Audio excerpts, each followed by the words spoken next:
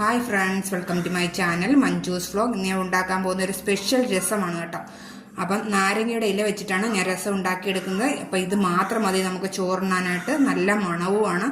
അപ്പോൾ അത്രയ്ക്ക് നല്ല ടേസ്റ്റാണ് ചോറുണ്ണാനായിട്ട്. അപ്പോൾ ഇതേപോലെ നിങ്ങളൊന്ന് ഉണ്ടാക്കി നോക്കുക. ഉണ്ടാക്കി നോക്കിയിട്ട് കമൻസൊക്കെ അയയ്ക്കുക. അപ്പം നമുക്ക് വീഡിയോയിലേക്ക് പോയാലോ. പാത്രം ആദ്യമേ വെച്ചിട്ട് സ്റ്റൗവിൽ വെച്ചു, അത് ചൂടായിട്ടുണ്ട്. ഇനി നമുക്ക് അതിലേക്ക് കടുക് വറുക്കാൻ ആവശ്യമായ എണ്ണ ഒഴിച്ചു കൊടുക്കാം. ഞാൻ ഇവിടെ ഒരു 2 സ്പൂൺ എണ്ണയാണ് ഒഴിച്ചു കൊടുക്കുന്നത്.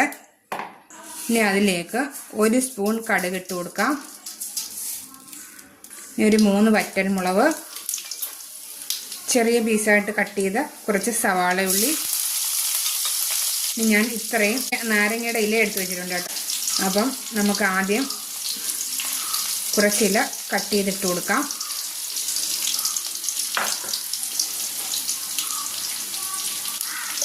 ഞാനിവിടെ 5 ഇല, ചെറിയ ഇല എടുത്തിട്ടുണ്ട് കേട്ടോ. അപ്പോൾ ഇത് കാണുമ്പോൾ നിങ്ങൾക്ക് മനസ്സിലാവും. അപ്പോൾ ജസ്റ്റ് ഒന്ന് കട്ട് ചെയ്തിട്ട് കൊടുക്കാം.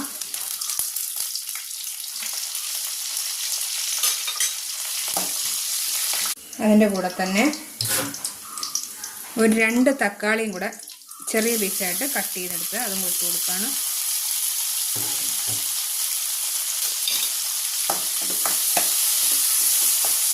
ഇനി അതിലേക്ക് 1/2 സ്പൂൺ മല്ലിപ്പൊടി, 1/4 ടീസ്പൂൺ മഞ്ഞൾപ്പൊടി, 1/2 സ്പൂൺ മുളക് പൊടി, 1/2 സ്പൂൺ കുരുമുളക് പൊടി.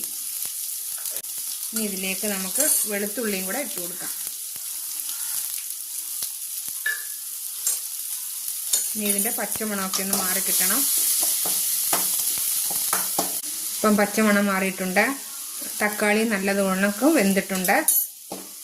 ഇനി അതിലേക്ക് നമുക്ക് നെല്ലിക്ക വലിപ്പത്തിലുള്ള പുളി എടുത്തിട്ടുണ്ട് കേട്ടോ. അതും നല്ലോണം പിഴിഞ്ഞിട്ട് നമുക്കിതിലേക്ക് ചേർക്കാം. നമുക്ക് എത്രയാണോ രസം വേണ്ടെന്ന് അത്രയും വെള്ളം ഒഴിക്കാം.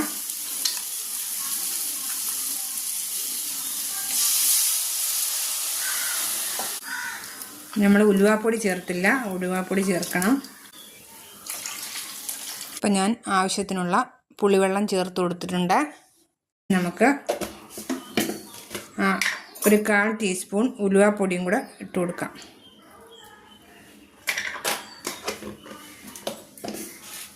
ഇനി 1/2 സ്പൂൺ കായപ്പൊടി, 1/2 സ്പൂൺ കായപ്പൊടിയും കൂടി ഇട്ട് കൊടുത്തു.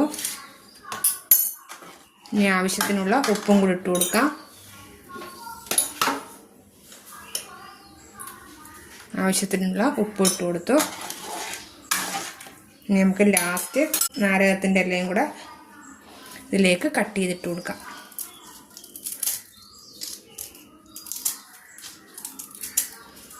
നല്ല ടേസ്റ്റാണ് കേട്ടോ. നാരങ്ങയുടെ ഇല വെച്ചിട്ട് നമുക്ക് രസം ഉണ്ടാക്കിയെടുക്കുന്നത്.